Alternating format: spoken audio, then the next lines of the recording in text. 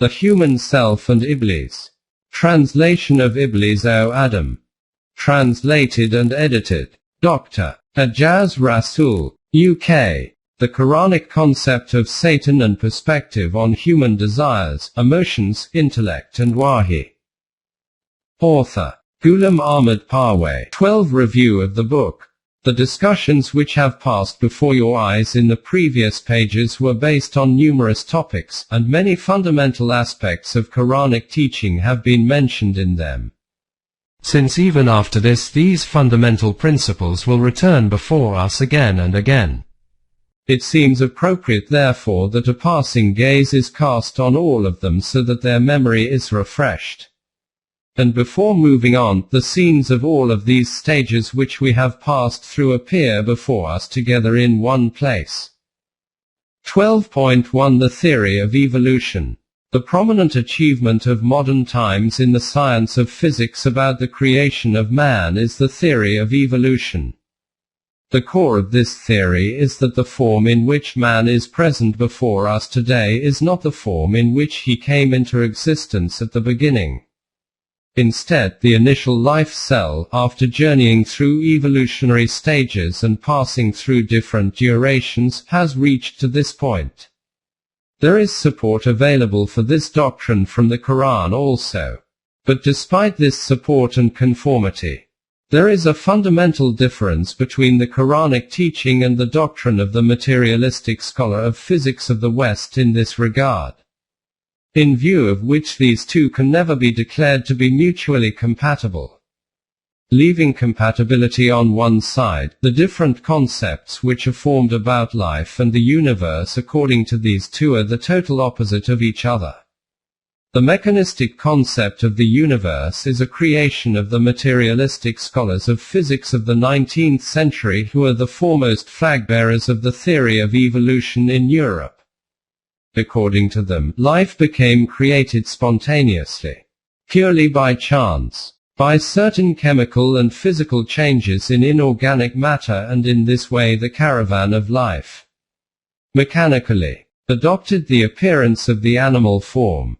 In the course of time, through certain similar kinds of changes, consciousness was created in the animal brain, and in this way particles of dust, living and dynamic, became shaped into the fully conscious form of a human being. Ultimately, when this mechanical combination becomes disintegrated, then life and consciousness will all end. So life is only this physical life, and its preservation and development are the very aim of human life. Contrary to this, according to the Quran, life is neither the consequence of chemical and physical changes in lifeless matter, nor is human consciousness the next destination of the mechanical evolution of the animal brain. The fountainhead of life and consciousness is that Allah, ever living and established, wise and all-seeing, who with his absolute wisdom brought this universe into existence, and after this, according to his manifestation of Rububiyyat, is taking it towards its destination. Those matters which Western thinkers have discovered are, in reality, those laws according to which the creator of the universe is operating this whole dynamic system, and according to which a life cell, after traversing different evolutionary stages, has reached to the form of a human being. But, according to these same divine laws, the present life of man is not the final link in the long drawn-out process of evolution, rather it is like the preface to the Book of Life, Volume 2.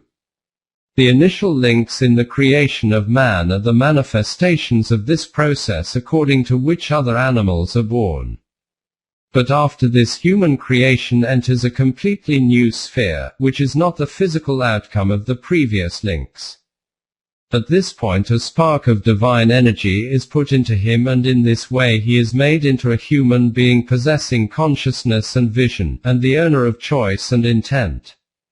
This is the divine rule due to which man holds his permanent individual status, and this is what is called the human personality, nafs, self, I, or ego. The aim of human effort and endeavor is the development and realization of this very nafs, or self. with its proper development, rebubiate or nourishment, this human self becomes so strengthened that even death cannot end it. In this way, the human nafs becomes deserving of an immortal life. 12.2 The flawed vision of Europe.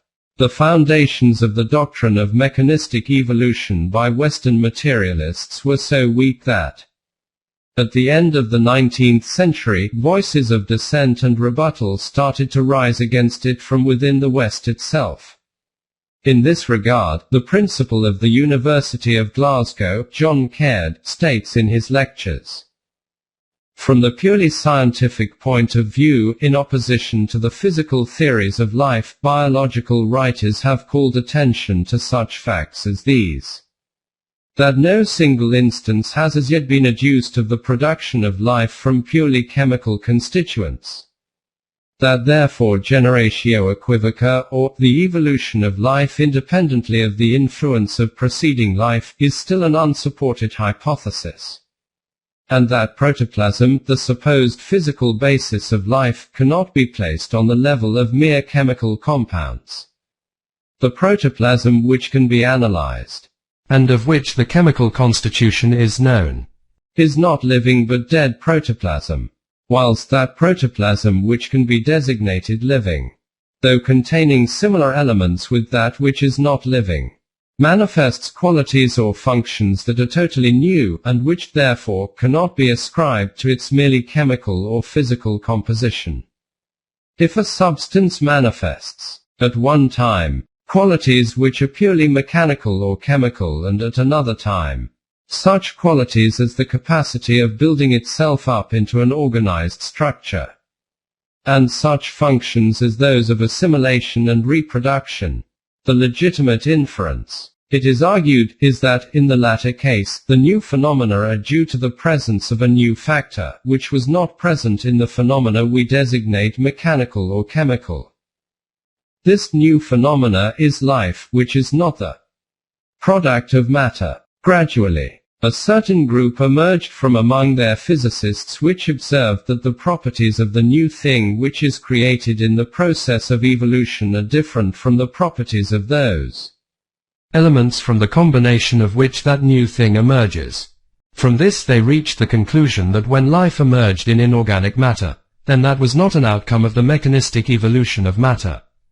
How does life come into existence? They had no answer for this. This is why they termed this as emergent evolution. It was from this kind of emergent evolution that, according to them, human consciousness became created, though between them and the first kind of materialists there is this much difference that according to the former, consciousness, after coming into existence in this way, has its own separate entity, and is under separate laws from those laws of physics and chemistry which govern the human body. But because this doctrine was also unsatisfactory, and various kinds of objections were applicable to it, consequently Western thought advanced even further, and it presented the doctrine of creative evolution. The proponents of this doctrine are not in mutual agreement about the finer details and constituents, but, as far as our topic is concerned, the conclusion of this is that the tide of life is present from the beginning together with matter but is latent. The universe is an abode of dynamic changes. With this continuous change, awakening becomes produced within life, and when life comes in contact with a suitable body, then from this consciousness is created on an emergent basis. Though consciousness is created like this, after that it retains its own permanent existence, separate from both life and body. Now there is a large body of Western thinkers who, having rejected the doctrine of mechanistic evolution, are convinced of the separate existence of the human nafs. Mind. A detailed description of this has been given in the topic on Wahi. You have seen how the materialism of the West is gradually disintegrating through the hands of their own thinkers themselves, but because the light, colorless and selfless, of Wahi is not before these people, hence they are stumbling aimlessly in the valleys of conjecture and presumption. They do not have access to reality. 12.3 Civilization raised on battle foundations. Having left behind the mechanistic concept of the 19th century about the universe, Western thinkers have advanced far ahead. But the misfortune of these people, and together with them the rest of the world, is that their civilization, which was raised on these foundations of the mechanistic concept, still continued to remain established on the same basis. No change occurred in it. Since this foundation was itself flawed, hence the structure raised on it was also extremely fragile and weak.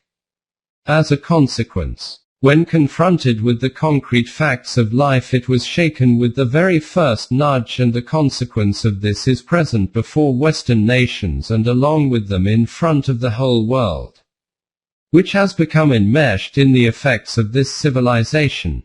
This type of civilization can never face up to the facts. The renowned scholar of the history of civilization, Robert Briffault, discussing the great Roman Empire and why such a glorious civilization became destroyed, writes, "No system of human organization that is false in its very principle, in its very foundation, can save itself by any amount of cleverness and efficiency in its means by which that falsehood is carried out and maintained, by any amount of superficial adjustment and tinkering. It is doomed root and branch as long as the root remains what it is." The Roman Empire was, as we have seen, a device for the enrichment of a small class of people by the exploitation of mankind. That business enterprise was carried out with all the honesty, all the fairness and justice compatible with its very nature, and with admirable judgment and ability. But all those virtues could not save the fundamental falsehood, the fundamental wrong, from its consequences.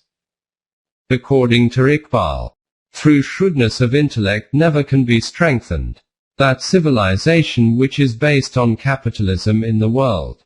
12.4 Stages of struggle. Now let us consider another element. Things devoid of life do not have any awareness of their own existence. This is why concern about their self-preservation does not worry them. And when a thing has no concern about its own preservation, then those forces which are bent upon destroying it encounter no resistance of any kind. It follows that things devoid of life, inorganic, do not have to deal with any kind of resistance and confrontation. These are unacquainted with the taste of struggle. But contrary to this, things possessing life, organic, have a sense of their own existence. They wish to live in the world for their own sake. Their life is dear to them. This is why they confront every opposing force. But, in the initial stages of life, this demand for self-preservation is within them by instinct, i.e., they certainly make efforts to preserve their life, but they have no knowledge about why it is that they do so. In other words, the purpose before them of their life is to preserve their physical life, nothing more. Furthermore, all these efforts and struggles of theirs are only against external forces. There is no struggle in their internal world. This is the kind of struggle which exists up to the world of animals. But when we move forward from this and step into the human world, here two types of struggle appear before us.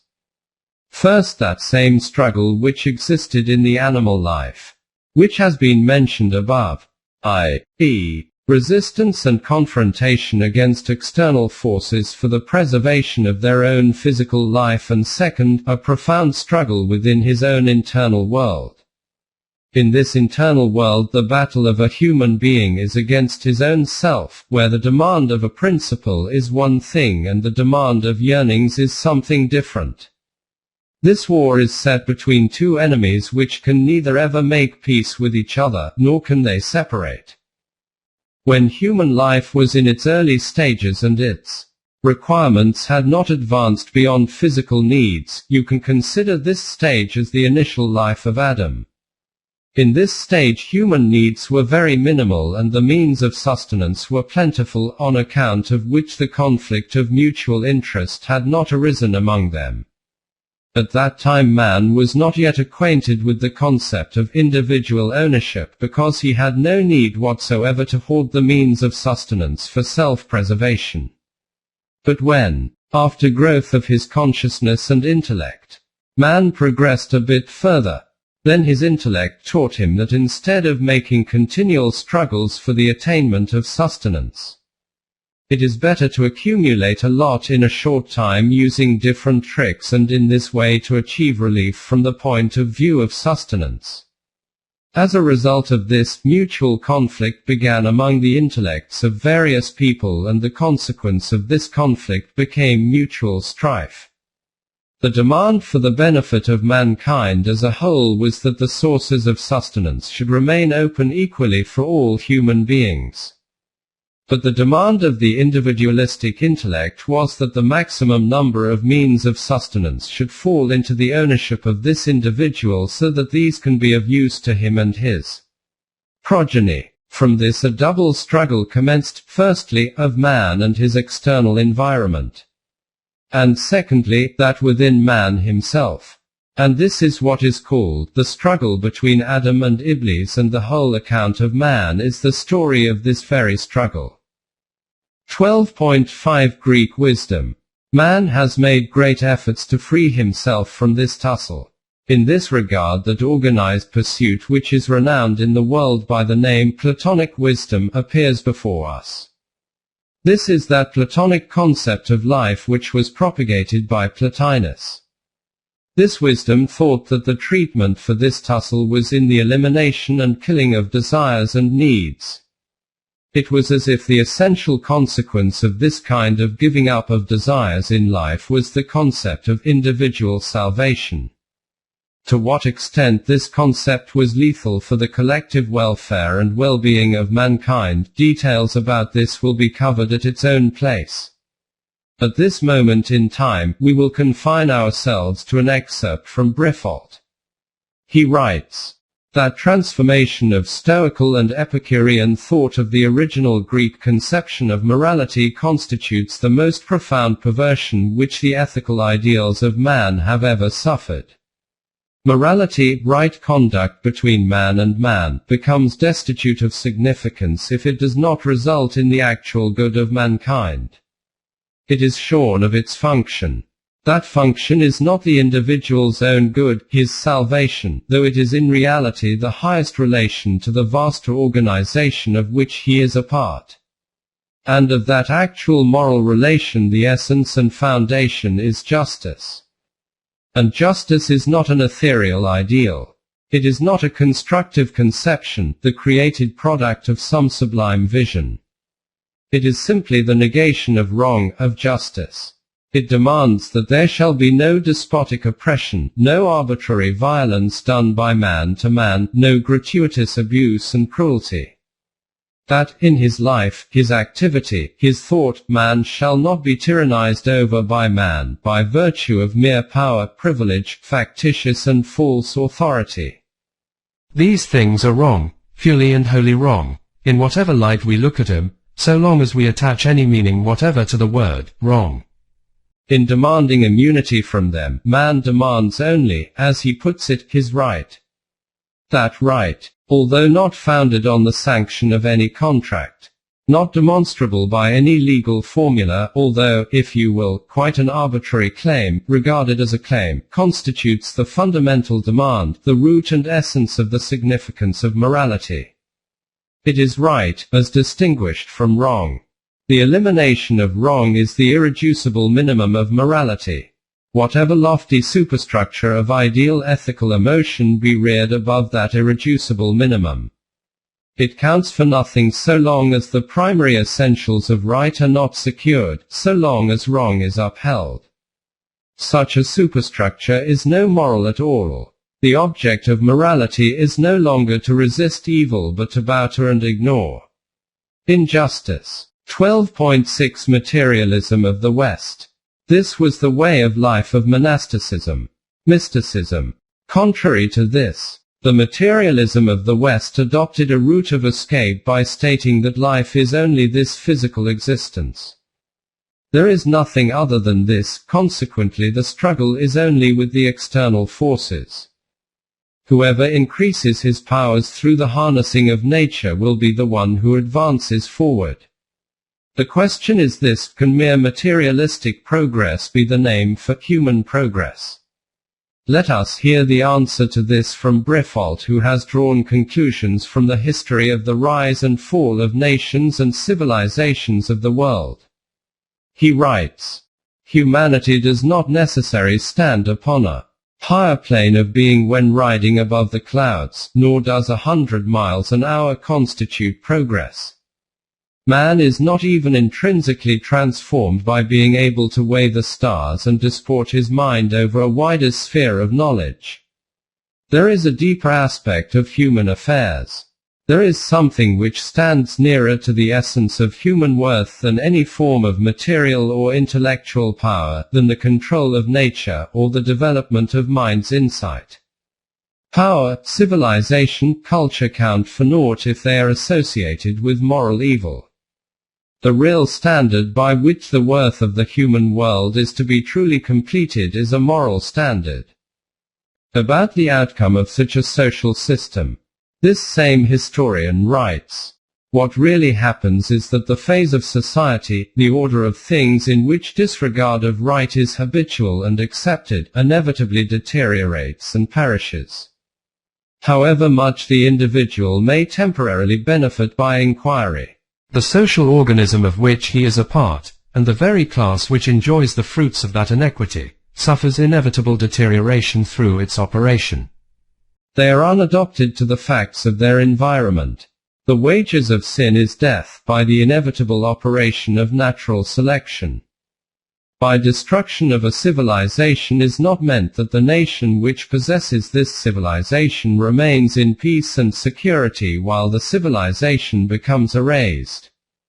The destruction of the civilization of any nation is the death of this nation itself, and before this death, the final convulsions are so life-depleting that the sensitive heart shrieks at the sight."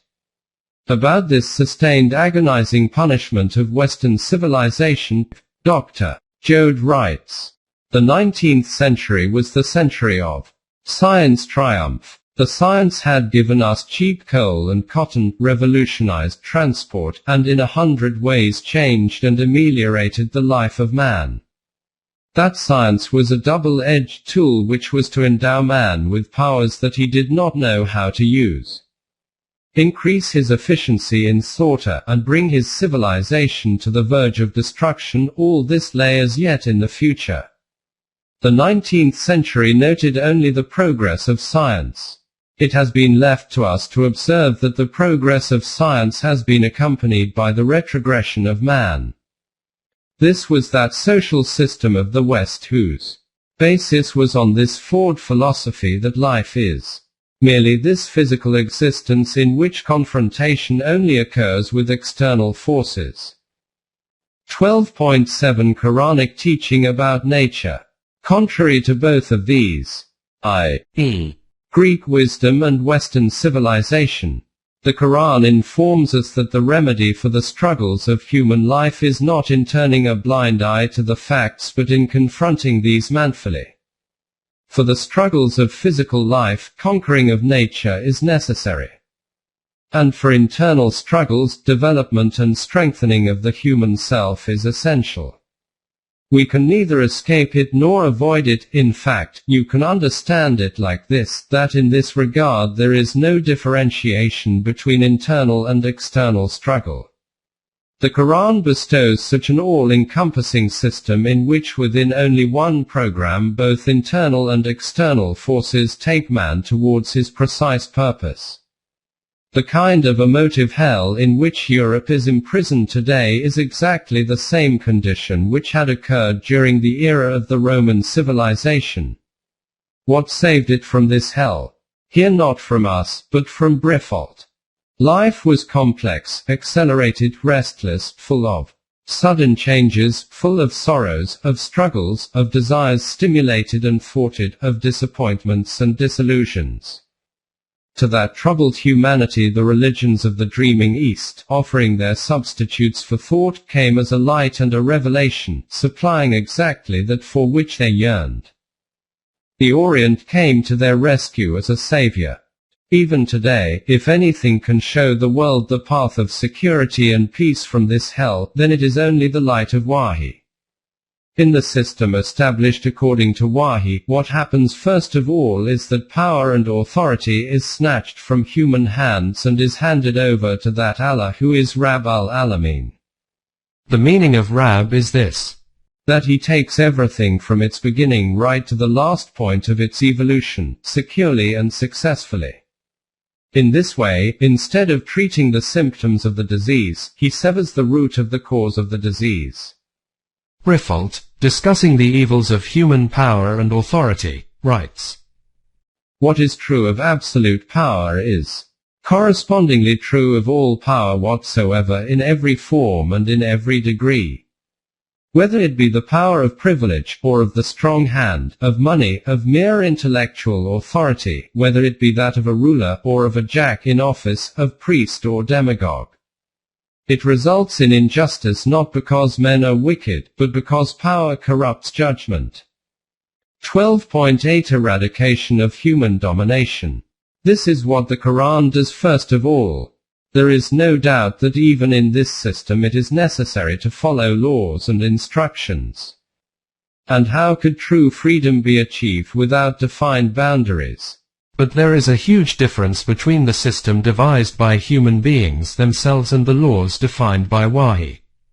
We have seen that the laws of Wahi are the voice of the demands of life. As a result, man does not feel the domination of any external power in obedience and conformity to them. In the words of Principal Caird, the life of absolute truth or reason is not a life that is foreign to us. If it is above us, it is also within us. In yielding to it we are not submitting to an outward and arbitrary law or to an external authority, but to a law that has become our own law, an authority which has become enthroned in the inmost essence of our being. It is the fulfillment and the freedom of every spiritual being to become the organ of infinite and absolute reason. This same fact is explained by Iqbal in a very visionary manner. Islam, as a polity, is only a practical means of making this principle a living factor in the intellectual and emotional life of mankind. It demands loyalty to God, not to thrones. And since God is the ultimate spiritual basis of all life, loyalty to God virtually amounts to man's loyalty to his own ideal nature, the ultimate spiritual basis of all life, as conceived by Islam. 12.9 The unity of creation. When the Quran puts emphasis on this fact that the creation of the whole of mankind is from a single life cell, or you can understand it as life being an indivisible unity and the different human forms are the means of its manifestation. By this it is not merely to introduce a scientifically established fact, but is guidance towards a supreme reality i.e. towards this fact that the shaping of the human collective system should be based on the established principle of the unity of the Creator and the unity of creation. The meaning of this is that when an individual accepts Iman in this reality that the development of his own self cannot take place on an individual basis, rather he is one part of the whole humanity. And until the time that evolution of the whole humanity does not take place, evolution of one part cannot happen, then he will devote the outcome of his hard work for the nourishment and development of the whole. In the terminology of the Quran this is called Rububiyyat of mankind as a whole, which is a reflection of the attribute of Rabb al-Alamin of Allah. From this reality will appear before us that the system established according to Wahi will contain the secret for the nourishment and growth of the whole of humanity. Not this, that from the blood of one nation or party the nourishment of another nation or party will be done. It is only this system which can declare itself to be the correct system of humanity. According to Briffault, the very meaning of human evolution is the shaping of humanity, not the salvation and success of individuals. Nature does not value the most saintly and charitable life which brings no contribution to human growth as much as a single act which permanently promotes the evolution of the race. It is on this very basis that the Quran declares differentiation and division of humanity based on race, color, tribe, nation, language to be wrong. According to the Quran, differentiation of mankind can only be due to one criterion. And that is that all those human beings are members of one Jamaat who declare the system of Rububiyyat which becomes established via Wahi as their sole aim of life. And other than them, all those people who adopt individual, i.e., Tagwati, systems of life as their way of life will be members of the other Jamaat. The name of the former Jamaat is Momineen, i.e., those who accept this system, and the latter is Kafirin, i.e., those who reject this system. But even from this division it does not mean that the Jamaat-e-Momineen will do injustice on the other Jamaat and will treat them unjustly, not at all. What has injustice and unfairness to do with that system which is established on the universal principle of the unity of creation? It will deal justly with them also, and the meaning of justice, Adl, means that no individual should remain deprived of basic human rights. The beginning of the system of Wahi is with Iman i.e., with the acceptance of this fact that for the shaping of the human collective system, the resolution of its mutual affairs, and for the evolution of humanity, guidance of the intellect alone is insufficient. Instead, guidance of Allah i.e., the light of Wahi is also required.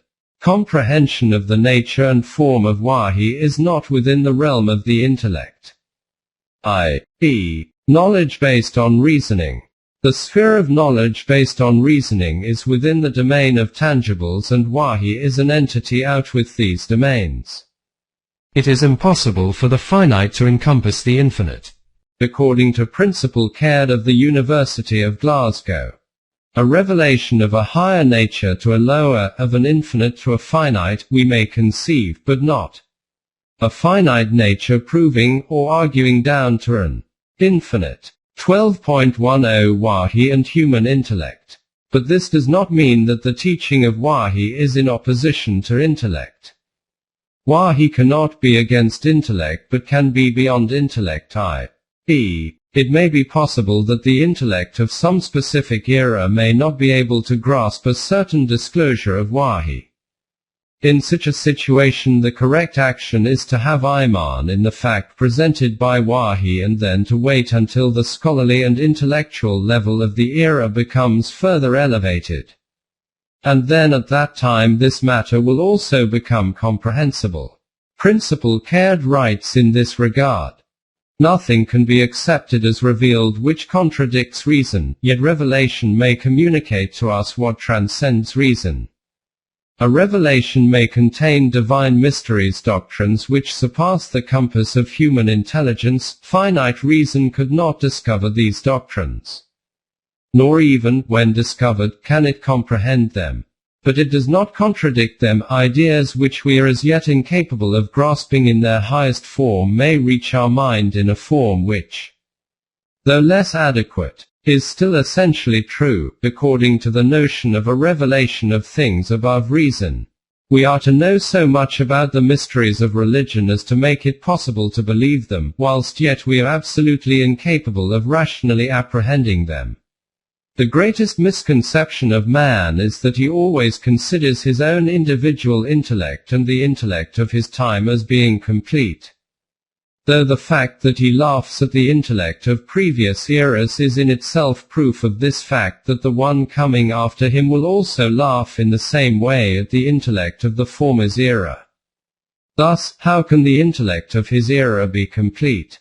Today, we are so puffed up with pride about the scientific discoveries of our time and are claimants of this fact that truth is only that which can be proved correct according to this science.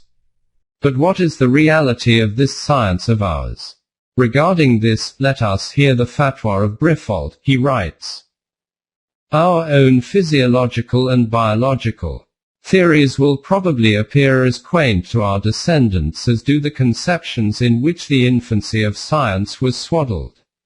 When this is the state of the gradual advancement of human knowledge and intellect, then to deny some truth just because it cannot be comprehended in today's times, is to misunderstand the limits of the intellect. The truth of the teaching of Wahi is recognized through its practical outcomes, i.e., with this fact how becoming compelled by the demands of nature, the world is abandoning non-Wahi concepts of life, and in their place is accepting Quranic concepts of life one after another." 12.11 Status of a Rasul. Those eminent selves on whom reality reveals itself are called Rasul or Nabi in the terminology of Deen. It is not the task of Deen to present a few fundamental truths ideologically and then it is done. Instead, its task is to inform in a practical way how human affairs can be molded into these truths. It is obvious that the practical problems of human life, which are called collective life, kept on increasing and expanding right from the start just like an organic body. This is why the style and method in which these fundamental truths used to be presented was adopted according to the demands of the environment of that era in which that teaching used to come. Along with the evolution of human requirements, evolutionary changes also occurred in these styles and methods. So much so, that this organic body reached its era of consciousness where this teaching was completed in such a way that it contains the principal solution of all the requirements of mankind within it. This teaching is preserved within the Quran. The organization of this process of guidance and righteousness was done in such a way that a messenger would come and according to the needs of the time would shape the message of Allah and pass it on. Until the time that the aim was to keep this teaching in its existing form, it remained as such. After this, it would either go to waste, or would become mutilated through tampering and alterations. At this time, another Rasul would arrive. What should have occurred was that after the loss of the previous teaching, or omission, or mutilation, new teaching would arrive. And since this teaching was also from the same fountainhead of guidance which was the origin of the previous teaching, therefore, those associating themselves with the previous teaching should have welcomed this new message. But human arrogance and stubbornness would not allow this to happen. The associates of the former teaching would form a separate group, and sit together and feel the greatest blessing in falsifying and opposing this new message. 12.12 Religious sectarianism. In this way, different religions and sects came into existence which is still continuing today. Since the connection of religion is understood to be absolutely with the emotions, hence no sect or group endeavors to make use of intellect and reasoning. Otherwise, if it is viewed with a slightly deeper level of reflection, then this matter is not so difficult that it cannot be comprehended. It is a historical fact no one has their divine book present in its original and untampered form in the world, other than the final deen, i.e. Islam. Apart from historical evidences, the existing teaching of these books themselves and their mutual difference is a witness on this fact. A short while ago, a book was published, Bible of the World. In this book, those excerpts from the holy books of different world religions are put together at one place which, according to the compiler, are the outcome of the fundamental teaching of these religions. So it is apparent then that if this claim is correct, that the holy books of all the religions are present in their original form in the world, then there should be no difference in the teaching presented in the Bible of the world, because the concept of different and contradictory teachings from one Allah is battle. But in the words of Professor Jode, inspecting the Bible of the world, one is surprised that a work has recently been published entitled The Bible of the World. which consists of lengthy extracts from the writings which contains the fundamental teaching of all the world's great religions. It is surprising to discover the extent to which they do not agree. How various, for example, are the teachings of the religions in regard to the beginnings of the world. 12.132 Wrong paths. Becoming uneasy due to the differences in the world religions, people generally adopted two paths. The fundamentalist group started saying that since apart from the founder of their religion the rest of the founders of other religions were, Allah forbid, false in their claims, hence divine truth is only with them. The other group, which wished to remain popular, tried to spread this belief that universal truths exist equally among all religions, therefore no one religion has any preference and superiority over another religion. According to the Quran, both these doctrines are battle. It states that all the messengers brought true teaching from Allah, therefore it is essential to have Iman on the invitation of Risalat from every single one among them. But their teaching has not remained in its original form anywhere. Only in the Quran does the final teaching exist in its original form, which has now been made the aim of human life forever. Therefore it is wrong to state that universal truths exist equally in all religions today. As has been already written, the task of Deen is not simply to present a few truths ideologically, but instead is to devise a system of life which encompasses all individual and collective aspects of human affairs. It is obvious that there can only be one system of this kind. 12.14 All religions equal. Then also bear in mind this fact that this system of religion i.e., shaped on universal truths, has been progressing in a practical way like an organic body. Therefore suppose that even if it is also acknowledged that 6 or 7,000 years ago the system of Deen which was devised for mankind is still present somewhere in its original form, then will this system be equal to that system which has been bestowed to become the code of life for the whole of mankind in the era of adulthood of humanity?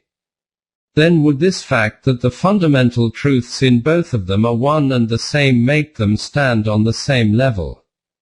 The first seedling of a tree which sprouts from a seed, and the tree laden with flowers and fruit both contain one fundamental truth functioning in them, but it is obvious that despite this commonality, both do not have the same status. In a youth who possesses intellect and consciousness, the same fundamental truths are displayed which were present in him at that time when he was crawling about on his knees. But a child and a youth can never be one and the same due to this similarity.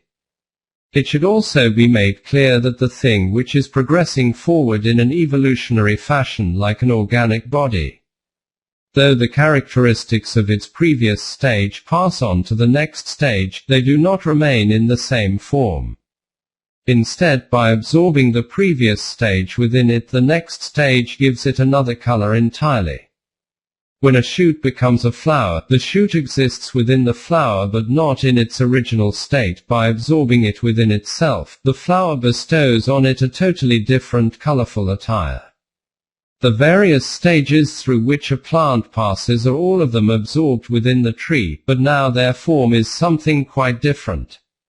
All of the stages from infancy to adulthood are present all together in one place within a young man, but in a unique style.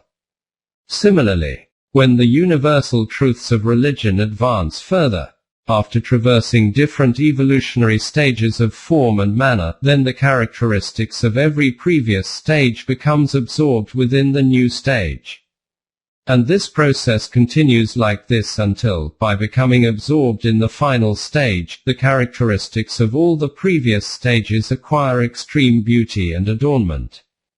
Therefore, this concept is itself wrong, that if the common characteristics of different religions of the world are put together in one place, then the name of this collection will be Universal Truths, which are present equally in every religion. What will these common characteristics be, apart from a few statements of ethics? Deen bestows a complete system of life, hence, for the guidance of mankind only the final deen can be the one complete code of life, not the different religions in their existing forms. Complete, and containing every previous incompleteness within it. Incompleteness cannot contain completeness within itself. The Quran has given such principles of life within it which contain within them full guidance for the complete life of man. Hence, after the Quran, there remains no need for any further guidance. For further details it will be helpful to study my book titled What is Islam? 12.15 The meaning of the rule of Allah. The details and constituents of this system which is established according to Wahi are very long and extensive. But its major principle is this: that nourishment and development of the latent potentials of all human beings in the world should keep taking place to the fullest extent. And in this way the whole of humanity altogether should keep progressing and rising while traversing its evolutionary stages. This system is also sometimes called, as an introduction, the government of Allah. What the practical details are of this government will be described with greater focus and attention at another place. For the time being it is necessary to remove a misconception regarding it. With the phrase, the government of Allah, the mind is immediately drawn towards theocracy. But the Quranic doctrine of the government of Allah is totally distinct from theocracy. The term theocracy was first of all coined by an ancient Jewish historian, Flavius Josephus, and from this was meant that style of government which was in place in the early life of Bani Israel. Among the Bani Israel this belief was also prevalent about Jehovah, God, that he rules over them. Whatever the meaning of this belief may have been in the beginning, gradually the term government of Jehovah acquired a completely different appearance. As a consequence, for them, I, the holy temple of Jehovah, b, his book of Shariat, which comprised the proclamations of their religious scholars, and b, the religious scholars and rabbis themselves, the aggregate of these three was called divine rule. There was no concept among them whatsoever of ijtihad, innovation. The tablets of the Torah, whatever these were enclosed in a holy box and used to be kept confined in a holy place. Details of the way in which that divine book of Shariat used to be drafted can now be seen in the words of Johann Caspar Bluntschli. The divine law was preserved in an ark overlaid with gold, over which rose the golden mercy seat guarded by two cherubim and revered as the seat of divine revelation. The ark and the mercy seat were both concealed behind a curtain in the Holy of Holies within the tabernacle, which was God's residence, and was carefully guarded by the priests. The high priest received the commands of Jehovah and announced them to the people. The high priest, descended from Moses' brother Aaron, was the natural organ of the divine will, and also the representative of the people before their Lord. In exceptional and critical times Jehovah sent inspired individuals, or prophets, to restore his neglected authority, to awaken the conscience of kings or people, to punish backsliding, to urge repentance and amendment, and to reveal the future destiny of the nation. The judges who were placed at the head of tribes to administer the law, did so in the name of Jehovah, for the judgment is God's. Therefore, they shall not respect persons in judgment, but shall hear the small as well the great, and not to be afraid of the face of man. If any cause was too hard for them, they were to demand God's judgment through Levites, and this judgment they must carry out or die. This was the rule of the priests and rabbis. When kingship arrived among them, then this belief was established about the king that he is appointed by Allah and is the one to fulfill the will of Allah. As a consequence, the blessings of the temple included the well-being of the king, and the invocations of the holy rabbis were his protectors and guardians. In this way, through the amalgamation of government and priesthood, one such divine system of government came into being which was the complete embodiment of holy tyranny. That very same system which in India came into existence through the combined connivance of Brahmin and Kshatriya Rajas. In this system a Raja used to be declared as the avatar of Eshwar, whose protection was the supplication of the Brahmins. This was that very spirit which during the rule of Muslims became the cause for declaring the king as being the shadow of Allah. But this ideology has nothing to do with the concept of divine government of the Quran. The Quran arrived to eradicate both Mulukiyat, dictatorship, and Brahmaniyat, priesthood. The fundamental laws of divine rule are contained within the Quran. In the light of these fundamental laws, in every era the Islamic government formulates sub-clauses itself through mutual consultation according to the needs of their time in the light of intellect and knowledge. Those principles remain immutable, but the sub-clauses devised in their light can be changed according to the need and demands of the time. In this system, wahi, human knowledge, and the collective character of Muslims, all three work together to make such an arrangement as a result of which nourishment of the potentials of all the members of humanity continues to take place. And no man can command another man to obey him, nor should any individual be dependent on another individual for his needs. It was for the establishment of this kind of system of Rububiyat that the Anbiya came. For this purpose the Quran has mentioned various Anbiya, and together with their mention, has also detailed those struggles which they had to face in the shaping of this type of system. Because the forces of vested interests never wanted the means of sustenance to be snatched from their hands and become generally available for the Rububiyat of humanity. Details of these Anbiya and the revolutions brought about through their hands can be found in other books of this series. Nur, stream of light, Barq-e-Tor, lightning from the Sinai, Shola-e-Mastor, hidden flame, and Miraj-e-Insaniyat, apex of humanity.